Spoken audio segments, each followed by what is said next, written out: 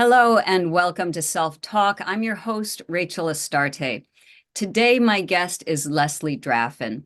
She's a certified psychedelic integration guide, somatic embodiment coach, and podcast host who's passionate about helping people embrace their bodies, cycles, sex, and psychedelics.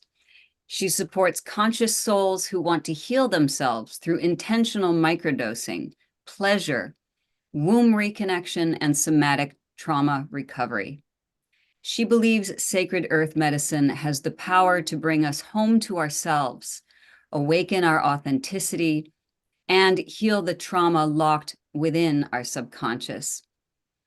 So you can also find her podcast, which is called The Light Within, on your favorite podcast app, probably the very one that you're listening to this on now. So please make sure you go and check out The Light Within.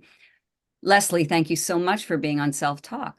Rachel, thanks so much for having me. I'm so excited to be with you and to have this conversation.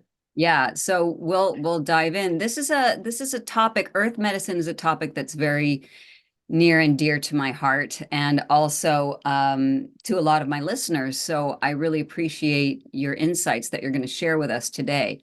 But let's talk first about how you got where you are. What brought you to this path? You know, I I love this question for a lot of different reasons. The shortest version is, I was raised deeply religious. My dad is a preacher in the deep South of the United States, and so very conservative. And for the majority of my life, I felt very disconnected from who I was as a woman, my feminine energy, and I had some big things happen. When I was 18, I was diagnosed with herpes right after my first sexual encounter, which just threw me deeper into shame, deeper into disconnection, and into an eating disorder I'd had for several years, which would then spawn alcohol abuse, Adderall abuse. And what was so interesting about my 20s, and really my whole life, I have been a very driven person. Lo and behold, it's because I have a wound around if I don't do enough, I won't be loved. And so I was highly successful in the television news industry. I was a news anchor for 15 years. And ultimately, when I turned 33, I had a spiritual awakening. I started to really uncover, my core wounds, some of the things that were unconscious blocks for me. And I started with like the gateway drugs of spirituality, which are crystals and meditation and tarot and astrology. And I was in therapy already, but it just didn't come together for me until I welcomed mushrooms into my life. It was early 22. I was struggling as a news anchor with anxiety and depression and PTSD on top of the things I was already going through, right? Based on my own past. And so I began intentionally microdosing with a wonderful coach named Bijou. And the medicine finally integrated the messages and the inner work I'd been doing with my therapist and my psychiatrist, and allowed me to walk through some pretty dark things. I ended up leaving my TV job that year, lost two of my three dogs that year, had a lot of grief, and an entire dark night of the soul where I was like, who the fuck am I if I'm not on television anymore? And months later, I felt the call to, learn more about medicine and get certified. So I went through about a 5 or 6 month certification with a company called Access Mundi, and then some trauma certifications. And this is where we are now. And I think it's because of where I was throughout my whole life, how disconnected I was, that I felt called to help other women specifically move through those things and get to the other side. Mm. Yeah. Isn't it amazing how when you mentioned having a spiritual awakening, isn't it amazing how often when we awaken, one of the first things we do after we gather our shit together again is we want to help others. Yeah. Yeah. It took me about 5 years from the spiritual, because it was 5 years ago that I had that awakening. And I think what was interesting is I felt for so long, even in the midst of that, um, uncovering that, like, oh, who am I? Who am I to be helping people? Because I didn't go to school for therapy. I didn't go to school for counseling. And now it's funny because it's something I've noticed, it's like sometimes people just need a little guidepost, someone to shine the light a little ahead of where they are now. And I often say, I'm likely not the person that's going to be your person forever, but for now, I think that's what we all need. It's certainly what I needed because I felt so alone when I first started this Yeah. healing. Yeah. I see these so many healers popping up lately, and by lately I mean the last 20 years of my consciousness and doing this Yeah. kind of work. And what you said is so important. You don't need to know everything. You need to be able to help people, turn around and help people who may be a few steps behind you on the path. And that's a mitzvah, and that's why we do what we do. So in my work, I work with another college that's based in Arizona, uh, working with healers in training. And that's one of the things I say to them all the time is you don't have to know it all. You don't have to be, I'm not the best therapist in the world, but I can help some people. And if we're all doing that, Yeah. if we're all helping each other, that's the bodhisattva path, isn't it? We're all here to help lift each other. Yeah. Mm-hmm. Beautiful. So I think that's a wonderful transition into talking about earth medicine, Mm-hmm. and talking about mushrooms in particular. Yeah. What a blessing they are. Can we just say thank you to the spirit Yes. of the mushroom, and Mm. ask for the permission to speak about that openly. I wonder if you could talk about the difference between, say, doing a full psilocybin ceremony of 6 to 8 hours versus microdosing. Yeah, of course. So what I find to be the biggest difference, obviously, other than the fact that when you're in a full ceremony, you're hallucinating, most likely, you're unable to go about your everyday life, is that microdosing fits so well into the everyday life. It's this wonderful medicine that allows us to continue being who we are and who we need to be, and often just at an elevated level. And so the nitty gritty is that a microdose is usually like point 1 to point 0.5 grams, 50, even as low as 50 milligrams to 500 milligrams, whereas a higher dose full ceremony could be 3 grams, 5 grams, 10 grams, depending on who you are. That is a heroic A dose. hugely heroic dose, Yeah, right? right. We're not recommending doing that without very well assisted guidance. Yes. But you're taking this tiny amount that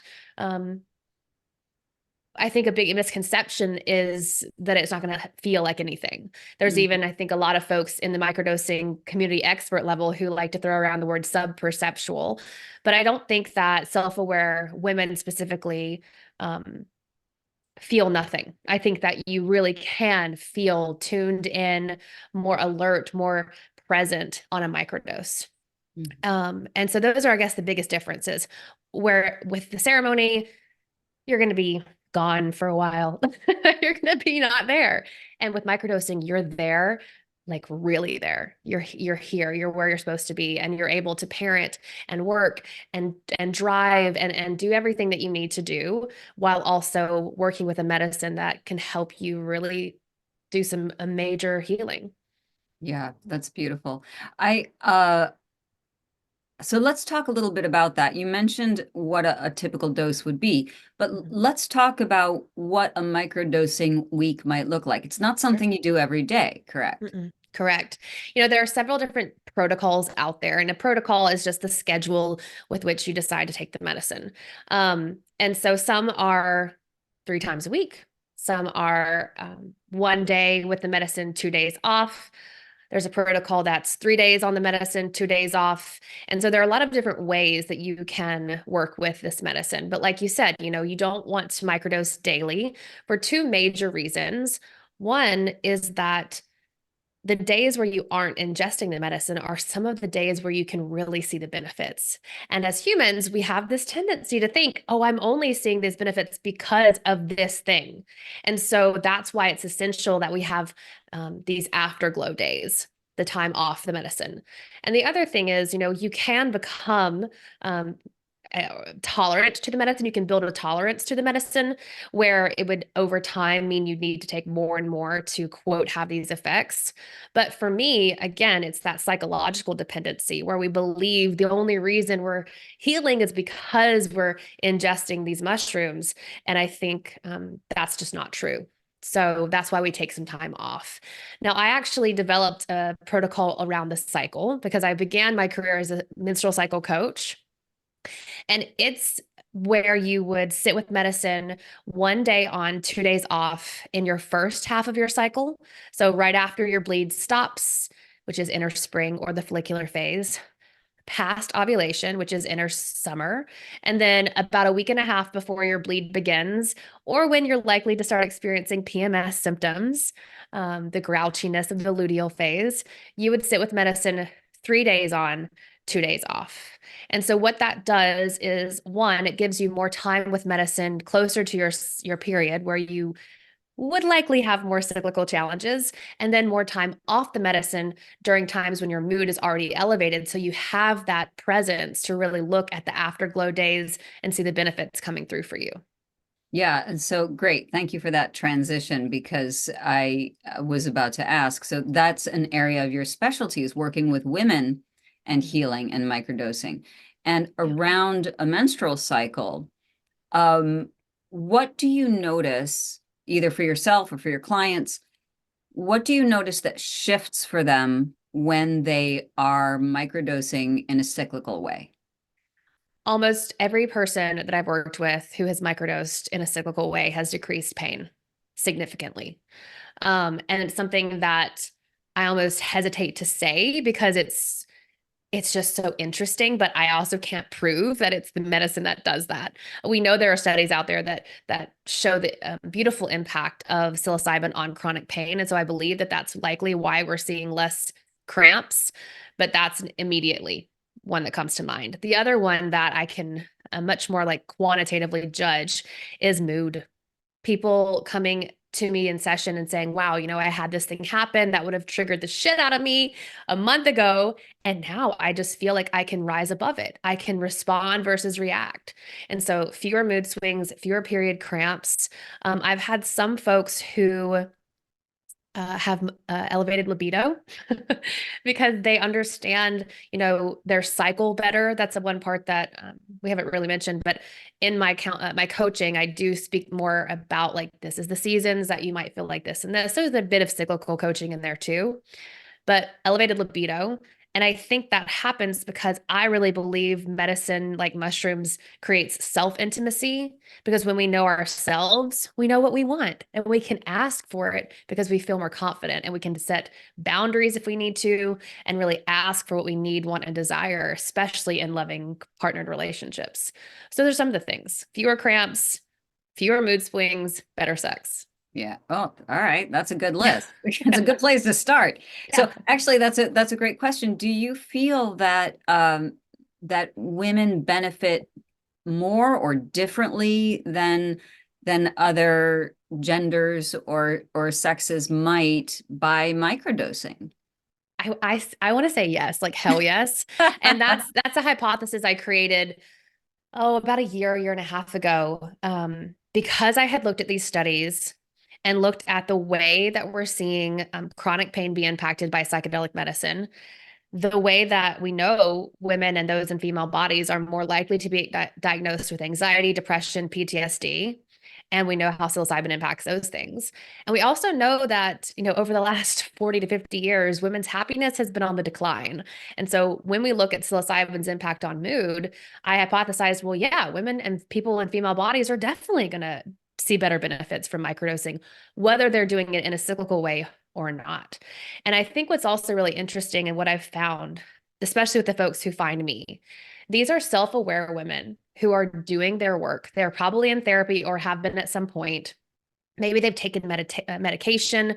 Maybe they've tried the spiritual tools of meditation and crystals and all of those things. And like, still something's not working, right? Maybe they're great at talking about their trauma like I was, but something is blocking them from actually moving through that aspect. Like I could tell you why I felt unworthy, but God, I couldn't make myself feel worthy until I welcomed in this medicine. And so I think that's why women benefit a lot, because I see them wanting to do the work and wanting to heal and wanting to evolve.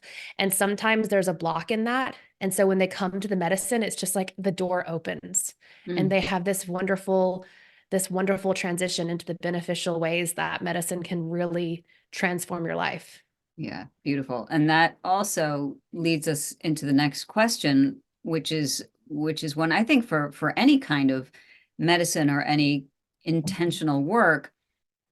Yeah, what is the the importance of setting an intention for doing this kind of work? Why is that such a big deal? So it would be one thing, for example, okay, you're depressed, here's some Prozac, pop the pill, Band-Aid, whatever. But we're talking about a nature medicine, and we're talking, and when we work with these medicines, there's the spirit of the medicine, which we invoked a bit at the beginning here. There is an interplay of the energy of this medicine and our own natures. So let's talk a little bit about intention and why that's so important Yeah. in microdosing, even with microdosing. Yeah. Yeah. I think this is like so essential. One thing that really pisses me off is when I hear folks like talk about the hacking and it's very bro talk on the internet about like, how are we going to just like take this medicine to get what we fucking want? And I think that's the first thing, is to look at this in the spirit of reciprocity. Like, I really feel like this is a sentient being that was put here by the divine to help us understand who the fuck we are. I'm going to get emotional about this. I'm also about to have my period, so of course I'm emotional. Like it is this wonderful teacher that allows us to uncover parts of ourselves that we may have hidden, and really begin to live in our light in a lot of ways. And I think I have a conspiracy thought that like mushrooms want us to take better care of ourselves and the planet. So we take better care of them so then they can reach more people. Right. And so when we talk about intentionality and creating intentions around this work, one, it's to show reverence and respect, to say, I'm here, I'm open, and I trust whatever's going to come up. And two, I think that in any part of your life, whether it's microdosing or just like going for a walk, if we can get a little bit more present and more mindful in general and have an intention of something like, I take exquisite care of myself, is my current microdosing intention. It's something that we are seeing ourselves with love. We're welcoming in that compassion and that gratitude. And so I think that that's why intentions are so important. And when I first started, I thought intentions had to be like really like specific, and I thought they had to be like the perfect thing. And I would always stress, very much a like type A person here, I would stress about getting the perfect intention. And what I've said so many times is that the medicine's going to give you what you need, not necessarily what you want. So just be open. Being open is a great intention, because when you are going to go with the flow and surrender to the process, you'll get what you need. Mm, beautiful. So let's talk about trauma for a second. And psilocybin is such a beautiful guide, teacher, nurturer when it comes to working with trauma. Um, and so my experience, I have not done microdosing. I think I tried, but well, that's another story for another time. But I have done ceremony and working with specific trauma, going in with the intention of, here's some stuff I'm working on. Help me, help me, and just surrendering, right? Yeah. To that. So let's talk about the somatic processing and using psychedelics for somatic processing. How does that work in your practice, in your experience? Right. So what I've noticed, and it kind of started with me, was I was becoming more and more aware through microdosing of what was happening in my own past in my own ancestral lineage. Like I would have these guided moments where I would ingest the medicine and go into like a deep meditation and see myself in the womb and see these things that had happened, maybe even to my birth mother, and because I was adopted, and like have these aha moments. And then I would just feel so sticky and spicy in my body. And naturally, I would do things like breath or movement in some way. And that was early in my own walk with this medicine. Mm. After getting some additional training, because I saw this coming up with clients and I felt like, oh shit, I need to know what to do with this. I studied with folks like Deb Dana and Pat Ogden. And I feel like the somatic element of psychedelic integration is essential and beautiful because we know that trauma gets stored in our body. And when we microdose, we become more present to how those sensations are coming up for us. And so we might think, oh, okay, just intuitively, I need to breathe right now, or I need to do like a stop motion, or I need to do a pull motion. It's hard to explain almost because it's like your body and the medicine become one. And sort of when you're present enough and slow enough to think, okay, I'm just going to allow this movement to come fluidly, it really does work.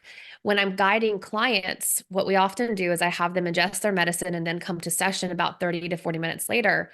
And I'll notice within them, like, oh, I see your breathing is a little bit different now. Like, how do you want to move? What's coming up for you? I'll even guide them through certain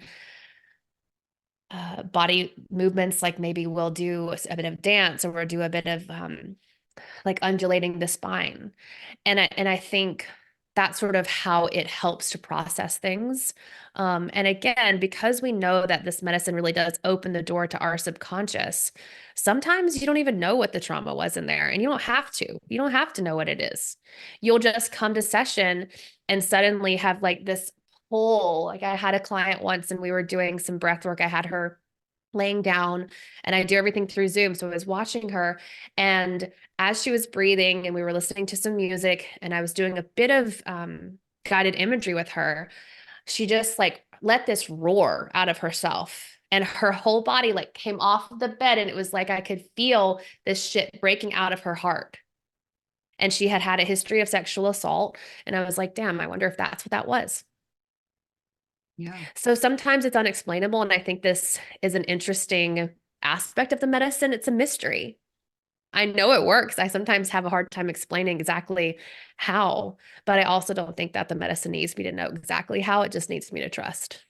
Yeah, I think that's the case too, is as I use the word surrender, because it is a trust in, I've set my intention, let the medicine do its work. Yeah, Yeah. So let's 100%. shift a little bit then into sexuality and psilocybin.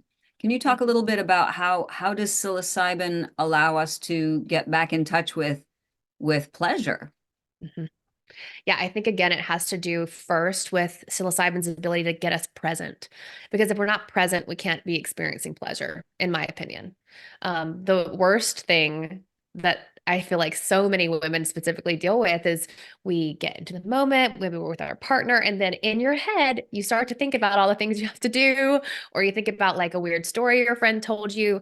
And so microdosing, again, really helps you to focus in on what it is that you're experiencing in that moment. And so, what I often do is I work one on one with people who then might take some of this home play into their partnered relationships.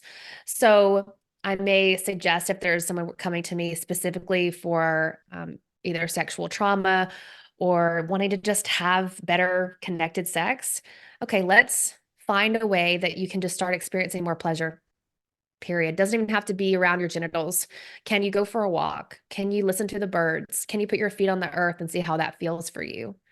Can you give yourself a massage and notice like how does that feel to touch yourself? And that's all. Like you're spend 5 minutes just giving yourself some touch. Then often what happens when they create what I call self-intimacy through the support of microdosing, they begin to know, wow, okay, well, this is what I like. This is what I don't like. This is what I would like more of versus what I would like less of.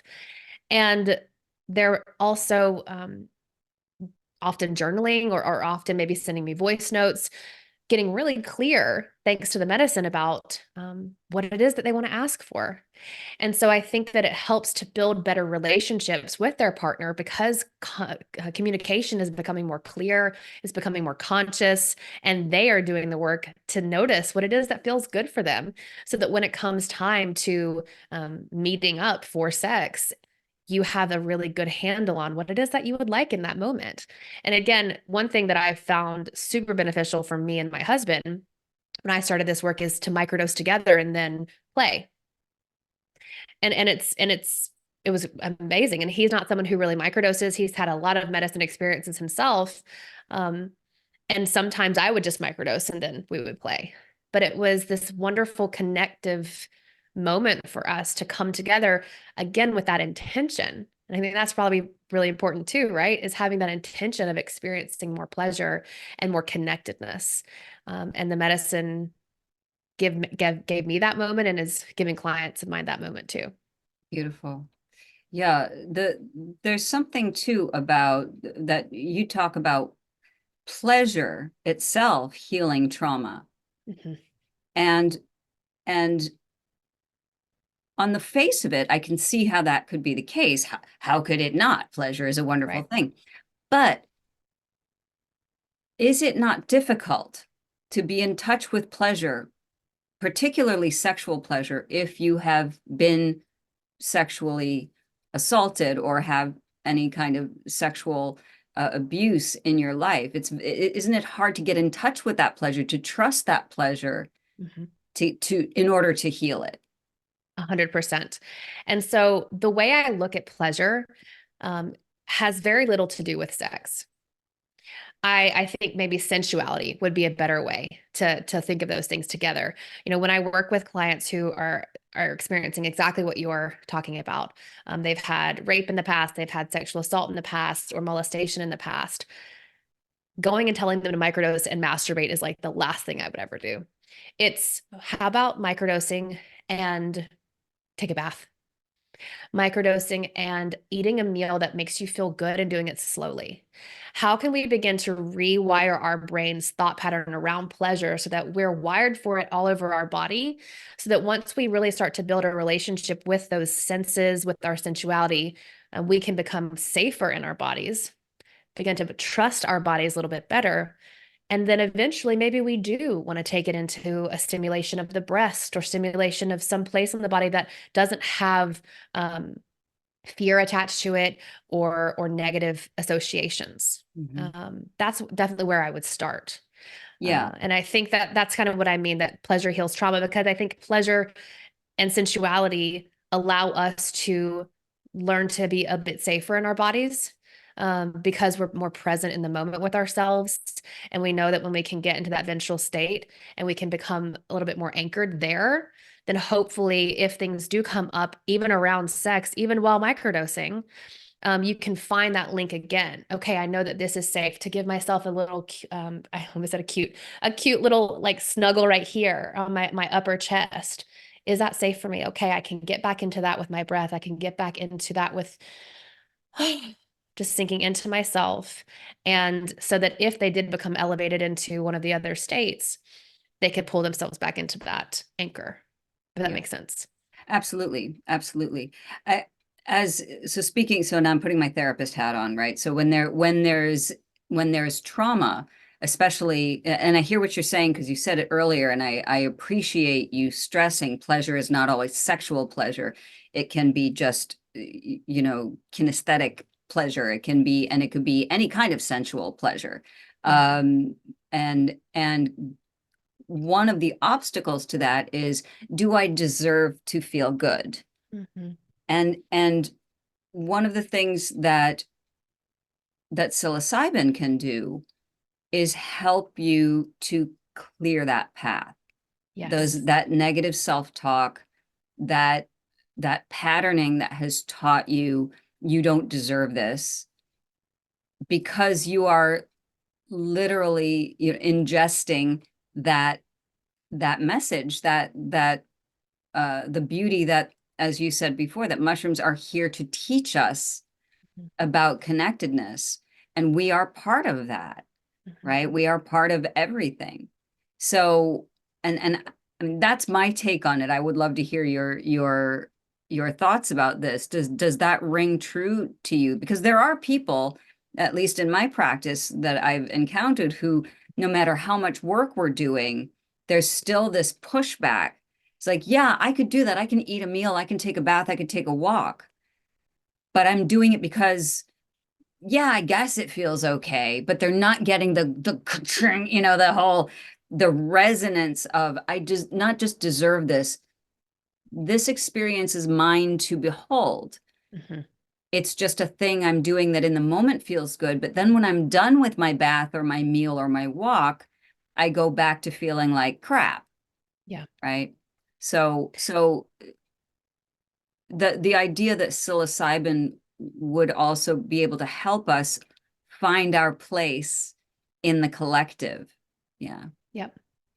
No, I think well, I'll talk about one of the scientific ways that we know psilocybin works, and then I'll share a story of my own. So I Yeah, think one I love reason science. why, So yeah, yeah, please share science.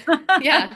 So I think the reason why we're seeing folks work through blocks around things that you're speaking about, right? Like self-worth, self-love, when ingesting psilocybin is because of the way that it works in our brain to rewire our neural pathways. So when you're habit stacking, so you're doing things like giving yourself a massage or taking a bath and having that intention of I am worthy, over time with sitting with this medicine, that's going to get wired into your brain. That new neural pathway becomes fresh and it becomes something that, oh, okay, I do now think this. And I don't know the science behind like why the aha finally happens, but my own story, I kind of shared before, I got herpes at 18. And I was raised in the church. So I had that thought that if I had sex before marriage, something bad was going to happen to me and then I was unworthy. And look, it fucking did. And Mhm. so for my entire 20s and early 30s, through multiple relationships, I had a failed marriage in my 20s and now I'm in a super supportive marriage. Even in my super supportive marriage now, I had such a hang up around receiving oral sex. I didn't think I was worthy of it. I thought that made like because I had herpes that I was dirty. And so that was such a block to pleasure for me. And when I began to sit with medicine, that was my first intention, was to become more open to receiving pleasure. Now, what the medicine heard is that I needed to become more open to receiving. So we worked on that for a whole fucking year. And finally, last year in 23, I like was on a walk and I thought, wait, is this what it is to love myself? Like, hold on. I kind of like myself a lot right now. Oh shit. Am I worthy now? I'm like, "Oh my God, you are." It just happened. It was this weird light bulb aha. And what I believe happened at that point is I had been doing so much work to rewire those neural pathways, to quiet that default mode network in the brain that really is responsible for our patterns, our like self-limiting belief talk, the things that we like are running in our head a lot, that hamster wheel of oftentimes shitty self-speak had somehow gotten like a chink in its chain and like we went a different way. And it Yeah. just fucking happened. And I Yeah. had been sitting with medicine at that point on and off for over a year. So it's one of those things where I chalk it up to being the mystical. Like I know that the science does support this, but I also know that if we try to let science explain everything, like we forget the mystery that is all of the universe and all of consciousness itself. And so I believe, yeah, that sometimes that aha moment happens when you're walking down the road. You Yeah. suddenly realize, like, damn, this is where we are now. Yeah, and science and spirituality are having a lovely courtship right now, which I greatly appreciate, and I'm really pushing for them to finally make it official. Yeah. And so yeah, I agree with you. It's, yes, there's the science aspect of it. Yes, there's the mystical aspect of it, and that's what science is right? How do we explain the things that we can't explain, Yeah. and do we need to explain everything scientifically? Mhm. There is always mystery, Yeah. and so yeah, let that be. Yeah. Beautiful. I love this. This is so helpful. And unfortunately, that's our time for this Yeah. episode. But Leslie, how can people find you? Sure. So you can find me on Instagram. I'd love to send you a link to put in the show notes. And if you're listening to this and you think, wow, there's hope for me too, or you're interested in inviting this medicine into your life, I'd love to invite you to book a free call with me and one, see if you're the right candidate for this type of medicine, because we didn't really speak about it, but there are some folks that might not be aligned, and we can talk about that. And also to see if we're a good fit. I mentioned in passing, one of the clients that I've worked with, we'll call her T. She booked her discovery call with me after her dad passed away. She was already in therapy to work through that grief. Her sexual assault trauma had been coming up. And so when we were working together in this microdosing capacity, she was really able to uncover some subconscious beliefs that were really keeping her in that unworthiness, move through that, set her own boundaries, become a better single mom. And it was life-changing work for her and for me. So if you would like to set up a call, I can put a link in the show notes maybe as well, or head over to Instagram and just DM me the word hope, because there is hope and I would love to meet you. Beautiful. And yes, I will have all of the links in the show notes so that people can reach you. Leslie Draffin, thank you so much for being on Self Talk today. Thanks, Rachel.